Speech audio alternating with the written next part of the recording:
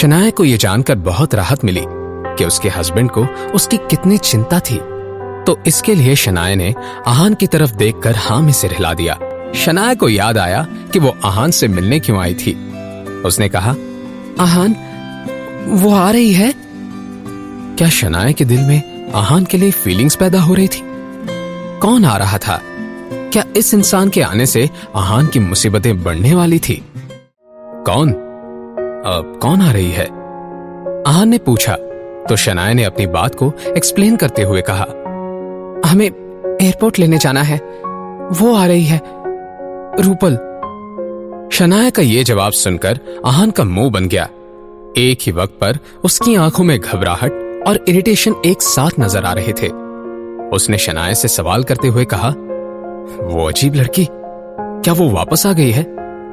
लेकिन वो क्यों आ रही है? आहान के ऐसे वियर्ड रिएक्शन के बाद शनाया ने उससे कहा, अरे ये तुम क्या कह रहे हो? अजीब लड़की? वो मेरी बेस्ट फ्रेंड है और 3 सालों के बाद वापस आ रही है। चलो अब जल्दी से रेडी हो जाओ, देर मत करो, मैं उससे मिलने के लिए बहुत एक्साइटेड हूं। इस बड़े से शिमला शहर में अगर आहान रायजादा किसी से डरता था तो मिसेस यामिनी गिल के बाद वो रूपल गुप्ता थी। रूपल शनाया की बचपन की और इकलौती दोस्त थी। 3 साल पहले शनाया की मॉम के साथ उसने भी आहान और शनाया की शादी के लिए अपना अपोज बिना डरे दिखाया था।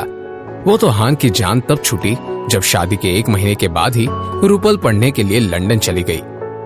आहान ने अपने बाल बनाते हुए मन ही मन में कहा, कई दिनों से मैं कितना खुश था। मैं तो चाहता था कि वो अजीब लड़की कभी वापस ही ना आए। कुछ देर बाद आहान और शनाया टैक्सी से एयरपोर्ट पहुंचे। करीब करीब आधे घंटे तक गेट पर इंतजार करने के बाद आखिरकार एक गोरे रंग की हाइटेड लड़की अपनी सूटकेस को खींचते हुए बाहर आई। उसने अपनी आंखों पर बड़े बड़े सनग्लासेस पहने हुए थे। वो अपनी लंबी लंबी हील्स में चलते हुए आहान और शनाया के पास आ गई। ये लड़की रूपल गुप्ता थी। अब जबकि रूपल शनाया की बेस्ट फ्रेंड थी तो ये बात जाहिर थी कि वो हर मामले में शनाया को अच्छे से मैच करती थी। अपने नाम की तरह रूपल बहुत खूबसूरत थी। इस लड़की की पर्सनैलिटी में अलग किस्म का ऑरा था। रूपल ने अपनी सूटकेस को छोड़ दिया और दोनों हाथ बढ़ाते हुए शनाया के पास गई। शनाया ने भी एक प्यारी सी मुस्कान के साथ उसे गले लगा लिया। डार्लिंग, मैंने तुम्हें कितना मिस किया। मैंने तुम्हें भी बहुत मिस किया है रूपल। ये सुनकर रूपल के चेहरे पर एक शरारती मुस्कान आ गई। वैसे मैंने सुना है कि अब तुम स्प्रिंग कॉर्पोरेशन के कंस्ट्रक्शन प्रोजेक्ट की हेड बन गई हो। कांग्रेचुलेशंस। मैं कुछ दिनों के लिए बाहर क्या चली गई, मेरी बेस्ट फ्रेंड तो बहुत सक्सेसफुल बन गई है। ये सुनकर शनाया ने मुस्कुराते हुए रूपल से कहा, अरे इस सब में मैंने कुछ नहीं किया, वो तो आहान ने मेरी मदद की, इस वजह से। शनाया की बात सुनकर आहान के चेहरे पर एक स्माइल आ गई, मगर उस बेचारे को क्या पता था कि ये स्माइल एक पल की मेहमान थी। शनाया की बात सुनकर रूपल ने उसका मजाक उड़ाते हुए हंसकर कहा, आहान ने मदद की? शनाया, अब मेरे साथ मजाक तो मत करो। बात स्प्रिंग कॉर्पोरेशन की है, बैंक में एक चेक जमा करने की नहीं। ये सुनते ही आहान के चेहरे पर आई स्माइल गायब हो गई। रूपल की बात सुनकर शनाया ने आहान को अपने करीब खींचते हुए कहा, अगर तुम्हें मुझ पर यकीन नहीं है तो आहान से ही पूछ लो। इससे पहले कि आहान इस टॉपिक पर कुछ कह पाता, रूपल ने एग्जैजरेट करते हुए कहा, ओह तो ये आहान है। अगर तुम मुझे ये नहीं बताती तो मैं तुम्हें इसका ड्राइवर समझ रही थी। ये सुनकर आहान की तो बोलती बंद ही हो गई। ऐसी बात नहीं थी कि रूपल ने आहान को नहीं पहचाना था, मगर वो जानबूझकर ऐसी बातें कर रही थी। शनाया से ये बात छिपी नहीं थी कि रूपल और आहान का 36 का आंकड़ा था, और अगर रूपल ऐसी बातें करती रही तो आहान उसके साथ झगड़ ही पड़ता।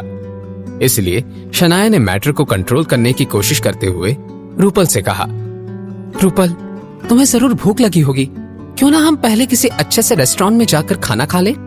खाने का नाम सुनकर रूपल की आंखें चमकने लगी। उसने शनाया से कहा, हाँ यार, तुम ही हो जिसे मेरी सबसे ज्यादा फिक्र है। तुम्हें क्या बताऊं, बाहर का खाना खाने के बाद मेरी क्या हालत हो गई थी। इंडिया वापस आने के बाद पीछे सबसे बड़ी वजह तो यह है कि यहाँ का लजीज खाना। चलो जल्दी कुछ मसालेदार खाते हैं। आहान को अपने पीछे आते हुए देखकर रूपल ने जानबूझकर तेज चलना शुरू कर दिया।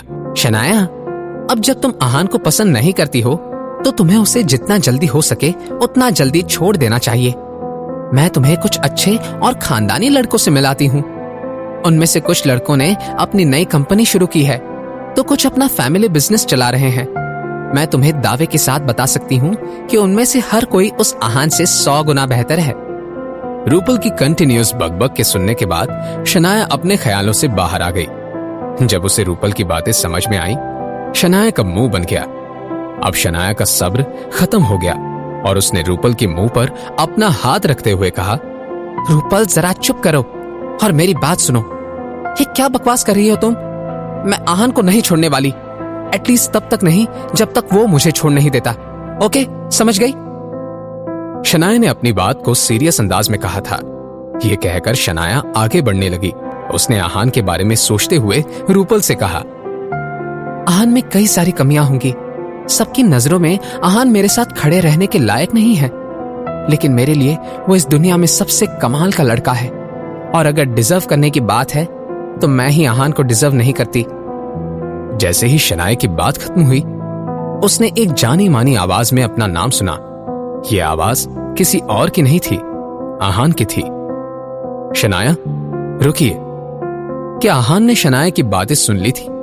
अगर ऐसा था तो वो अपनी वाइफ से क्या कहने वाला था? क्या आहान और शनाया अपनी फीलिंग्स को मान लेंगे?